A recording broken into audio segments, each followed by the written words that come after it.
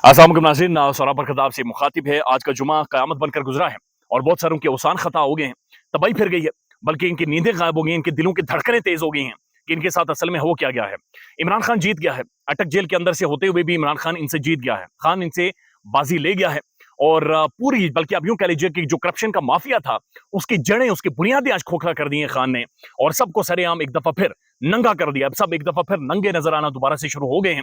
आज से 18 माह पहले इमरान खान के बकौल उनकी हुकूमत गिराई गई और जनरल बाजवा ने पाकिस्तान की जो करप्ट तरीन पॉलिटिकल माफिया था, उसे एक नारो दिया। 1300 अरब रुपए की करप्शन माफ की गई, केसेस खत्म किए गए, नैब के कवानीन में तब्दीली की गई और 1618 माह बल्कि बकायदा से एक जो सपोर्ट की गई पूरी सहूलतकारी के साथ, जो जो इमारत खड़ी की गई थी, जो करप्शन के केसेस माफ करवाए गए थे, जिसकी वजह से इसाक डार साहब पाकिस्तान आने में कामयाब हुए, जिसकी वजह से पाकिस्तान में अवाम की जो जिंदगियां थी उन्हें बर्बाद करने में यह सारा माफिया दोबारा से कामयाब हुआ। जिन केसेस के लिए ये 13 पॉलिटिकल पार्टीज एक दफा फिर रात की तारीकी में ना सिर्फ हुकूमत गिराने में कामयाब हुई थी, बल्कि अपने केसेस माफ करवाने के लिए नैब के कवानीन में तरामीम करने में कामयाब हो गई थी। आज वो सारी इमारत चीफ जस्टिस उमर अता बंदयाल ने अपने आखिरी दिन कुछ घंटे पहले जमीन बोझ कर दी है, बल्कि आप यूं कह लीजिए कि उन्होंने पूरी इमारत के नीचे एक बम लगाकर उसे फोड़ दिया है और पूरी इमारत दोबारा से बैठ गई है। मामलात वहीं से शुरू हो गए हैं, केसेस वहीं से शुरू हो गए हैं जहां से केसेस खत्म हुए थे। और ये दरखास्त भी इमरान खान की थी। इमरान खान ने कहा था कि जनाब मेरे ऊपर भी नैब के केसेस हैं, लिहाजा मुझे इन तरामीम का कोई फायदा ना दिया जाए, लेकिन इन तरामीम को दोबारा से रिविजिट किया जाए, चूंकि ये मावराए कानून है, ये करप्ट प्रैक्टिसेस हैं और ये करप्शन के बहुत सारे जो बेनिफिशियरीज रहे जिन्होंने करप्शन की है उन्हें सहूलत देने के लिए की गई है। तो आज चीफ जस्टिस पाकिस्तान ने इमरान खान की दरखास्त को मंजूर कर दिया है और जो नैब तरामीम है उन्हें काला दम करार दे दिया गया है। कुछ एक ट्वीट्स आपके सामने रख देता हूं और उसके बाद आपको बताते हैं कि असल में हुआ क्या है। जुल्करनैन इकबाल साहब ट्वीट करते हैं, वो कहते हैं नैब तरामीम काला दम करार, नवाज शरीफ, शहबाज शरीफ, जरदारी, यूसुफ रजा गिलानी, परवेज अशरफ समेत कई अहम रहनुमाओं के मुकदमात बहाल। यानी इन सब ने मिलकर जो खान की हुकूमत गिराई थी और इमरान खान के बकौल जनरल बाजवा ने यह नारो दिया था, यह नारो अब रिवर्स हो गया है। यानी खान असल में करप्शन के लिए जो खौफ बनकर आया, जो मौत बनकर आया था, वो मौत आज इन्हें एक दफा फिर पड़ गई है और ये जो तरामीम थी ये कालादम हुई है और शहबाज शरीफ, नवाज शरीफ, जरदारी, यूसुफ रजा गिलानी, परवेज अशरफ, इन सब के केसेस दोबारा से वहीं से शुरू हुए हैं जहां पर रोके गए थे। उसके बाद सिद्दीक जान साहब ट्वीट करते हैं, इमरान खान ने नैब के मुकदमात के बावजूद नैब तरामीम का फायदा उठाने के बजाय अदालत में बयान जमा करवाया कि आप इन तरामीम का मुझे बिल्कुल भी फायदा ना दें, मुझ समेत सबका हिसाब करें, मुझ समेत सब अपना अपना हिसाब दें। तो ये कुछ एक ट्वीट है। उसके बाद अहमद जानजुआ साहब लिखते हैं, नैब तरामीम के वो अहम नुकात जिनकी बुनियाद पर नून लीग और पीपल्स पार्टी सीना तान कर दावे करती थी कि उन पर सियासी मुकदमात बनाए गए हैं, यानी ये आकर कहती थी कि हम पर सियासी मुकदमात हैं, इनकी करप्शन जो थी उसे कवर दिया गया था। वो कौन सी अहम तरीन चीजें थी जो तरामीम इन्होंने की थी? सबसे पहले इन्होंने किया था कि बैरून मुल्क असासों की दस्तावेजात केस का हिस्सा नहीं बन सकती, यानी कि पैसा निकालकर ये बाहर लेकर जाते हैं ऑफशोर कंपनीज के जरिए, मुख्तलिफ हवाला उंडी के जरिए, 2 नंबर तरीके से, और कहते हैं कि जो बैरून मुल्क से दस्तावेजात आती हैं, जो इनकी प्रॉपर्टीज की डिटेल खुलकर आती हैं, वो दस्तावेजात जनाब केस का हिस्सा ही नहीं बन सकती। पाकिस्तान में तो भी कुछ बनाते नहीं है, बरतानिया चले जाते हैं, लेकिन वहां से कोई भी डॉक्यूमेंट आएंगे तो वो केस का हिस्सा ही नहीं होंगे। उसके बाद बेनामीदार जिसके जरिए ये करप्शन करते हैं, बेनामीदार का मतलब नई तरामीम में तब्दील किया गया, बारे सबूत मुलजिम से उतारकर नैब पर डाल दिया गया। यानी अगर आप ये मुझे कहते हैं कि मेरे नाम पर ये प्रॉपर्टी बनी हुई है, तो ये मैंने नहीं साबित करना था कि ये प्रॉपर्टी मेरी है, बल्कि उन्होंने साबित करना था कि प्रॉपर्टी भी मेरी है और ये 2 नंबर तरीके से मैंने बनाई है। तो जो बारे सबूत है वो मुलजिम से उतारकर इन्होंने जो नैब के ऊपर डाला था, ये सारी शिक्की उन्होंने की थी जिन्हें कालादम करार दे दिया गया है।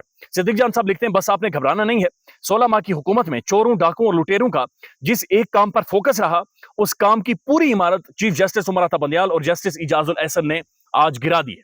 आखिरी दिन था और ऑब्वियस सी बात है चीफ जस्टिस उमर अता बंदयाल साहब के ऊपर प्रेशर भी हुआ होगा, बहुत ज्यादा दबाव था, इसीलिए उन्होंने इस आखिरी दिन का इंतखाब किया। फैसला महफूज था और आखिरी लम्हात में उन्होंने जनाब इस बिल्डिंग को गिराकर उन्होंने कहा जनाब ये ले, अब अपना काम करें, और ये इन सारी चीजों को उन्होंने रख लिया है। सिद्दीक जान साहब के एक दो और ट्वीट से आपके सामने रखते हैं, फिर जो कालादम जो चीजें हुई हैं और जो केसेस दोबारा से शुरू होंगे वो आपके सामने रख देते हैं, और जो फैसला आया है वो क्या है वो भी आपको बताते हैं। सिद्दीक जान साहब लिखते हैं, इमरान खान केस जीत गया है, जेल बैठा इमरान खान पाकिस्तान की अदालती तारीख के चंद अहम तरीन केसेस में से एक केस आज जीत चुका है। Chief justice Pakistan justice Umar Ata Bandial और जस्टिस इजाजुल एहसन ने इमरान खान की दरखास्त काबिल समात करार दे दी। इमरान खान की दरखास्त काबिल समात की गई, सुप्रीम कोर्ट का फैसला, लिहाजा नैब तरामीम आज कालादम करार दे दी गई हैं। अब ये सुने कि हुआ क्या है। सुप्रीम कोर्ट नैब तरामीम के खिलाफ चेयरमैन पीटीआई की दरखास्त काबिल समात करार दे दी गई है। चीफ जस्टिस पाकिस्तान उमर अता बंदयाल ने अपनी मुद्दत मुलाजमत के आखिरी रोज इस केस का अहम फैसला सुनाया है।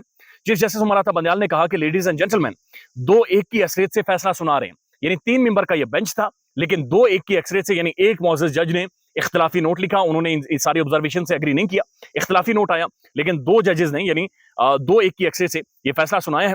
सुप्रीम कोर्ट ने 3 रुकनी बेंच में शामिल जस्टिस मंसूर अली शाह ने फैसले से इख्तिलाफ किया। अब अदालती फैसला क्या है वो सुने। अदालती फैसले में कहा गया कि नैब तरामीम के खिलाफ दरखास्त काबिल समात करार दे दी जाती है।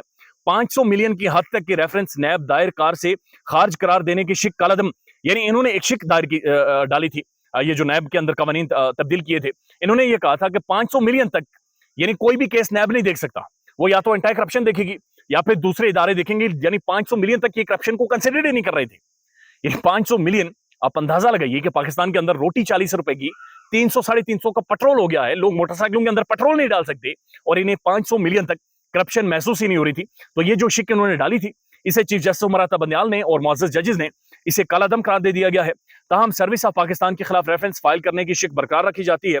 अदालत ने 500 करोड़ की, उसके बाद अदालत ने अपने फैसले में कहा कि अवामी ओहदों पर बैठे यानी ये तमाम तर पॉलिटिशियंस, वज़रा या ब्यूरोक्रेट्स, जजेस जो भी अवामी ओहदों पर बैठे थे, उनके हवाले से कह रहे अवामी ओहदों पर बैठे तमाम अफराद के मुकदमात बहाल किए जाएं, दोबारा से बहाल किए जाएं, यानी जो शहबाज शरीफ, जरदारी, यूसुफ रजा गिलानी, डार, दूसरे तीसरे फलां ढिमकान, इन सब के ऊपर केसेस दोबारा से बहाल किए जाते हैं।